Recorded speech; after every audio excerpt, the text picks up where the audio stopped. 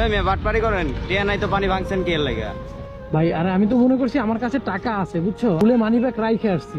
আসসালামু আলাইকুম। ওয়ালাইকুম আসসালাম। পানি কত করে ভাই? 20 টাকা ভাই। আচ্ছা একটা দে। কম নাই? কম নাই ভাই, একদম। ও ভাই আমার কাছে তো টাকা নাই, আমি তো পানিটা ভুলে ভাঙিয়ে এই ফেলাই। মেয়ে মজা করেন, ইচ্ছা করে ভাঙ্গা মজা করেন। এই মেয়ে বাটপারি করেন, টিয়া নাই তো পানি ভাঙছেন কি এর লাগা?